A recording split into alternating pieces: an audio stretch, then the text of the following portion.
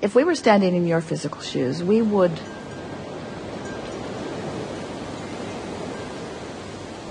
decide to be lazy. We're reaching for the perfect word. We would decide to be lazy for a little while. Because in your giving yourself permission to be lazy, you're giving yourself permission to allow your grid to fill in with everything that you've already chosen and put into your vortex. The word lazy has an unpleasant connotation, doesn't it?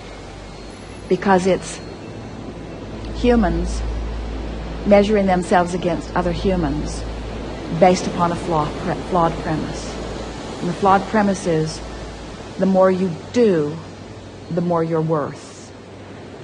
And that is the most flawed of all flawed premises. I'd like to give you the premise that is at the basis of your universe.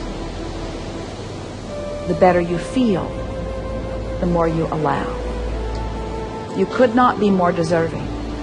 You came as deserving beings into this time-space reality with powerful and clear intent. You've been mixing it up with others and defining what's important, not only to you personally, but important to you on behalf of others. You've included in your vortex the well-being of many others. In some cases, mass consciousness. In some cases, a community. In some cases, a family. But you've included in your vortex a desire for the well-being of far more than your personal self. But it is necessary for you to tend to the well-being of your personal self in order to be a productive advocate for the well-being for anyone else.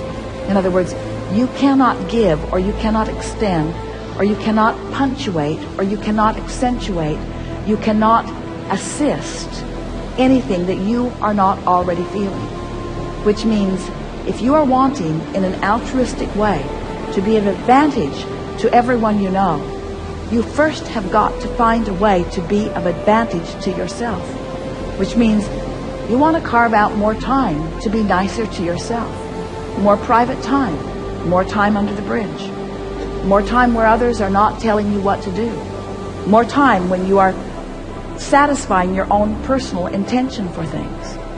If we were standing in your physical shoes and someone were to ask you to do something, we would stop in the middle of the request and we would evaluate it completely, and we would say to them, I sincerely desire to accomplish this request that you are offering, and it is my expectation that I will be able to do that since I am in this relationship with you and you are requesting it of me, employer or mate or parent or child or whoever it is.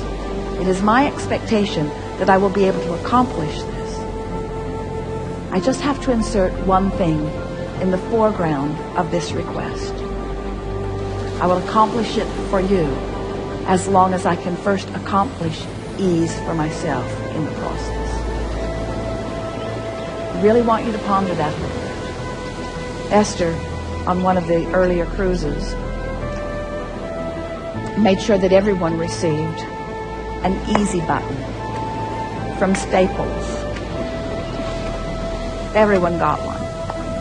And Esther found a box of them in the attic the other day, and she spread them all around her house because she wants to amplify the ease of things, not the hardness.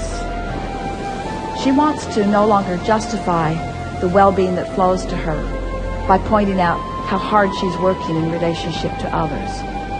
She wants to emphasize the well-being that's flowing to her by remembering the vibrational alignment that she is achieving. If we were standing in your physical shoes, we would do these things every day and then anything else if you have time for. We would meditate for 15 minutes every day, which means we would quiet our mind with the simple intention of allowing our cork to float. We would go outside no matter what the weather,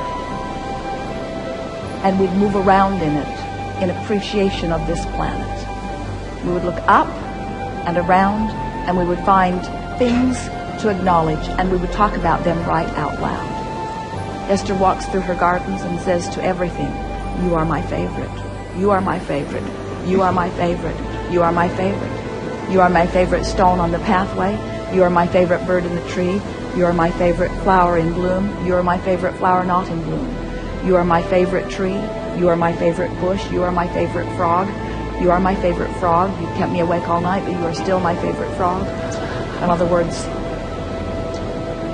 so first thing, meditate. Second thing, spend more time outside. Third thing, we would buy a notebook. We would call it My Book of Positive Aspects. And we would fill at least 3, 4, 5 is even better, pages of positive aspects. 5 different subjects, and write the positive aspects of it. Training your vibration into that upward place. And then there is one last thing that if we were standing in your physical shoes, we would do every single day.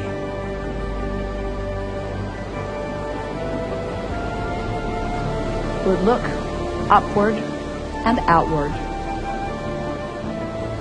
It's best if you do it outside or standing at a window.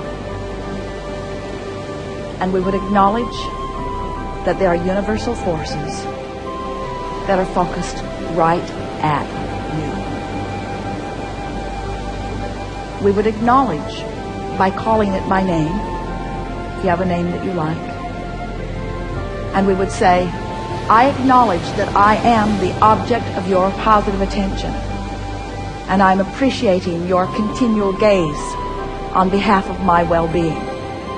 And today, no matter where I am, no matter where I am going, no matter what I am doing, and no matter who I am doing it with, I will be in conscious awareness that you too are there with me, appreciating me, supporting me, assisting me, acknowledging me, inspiring me,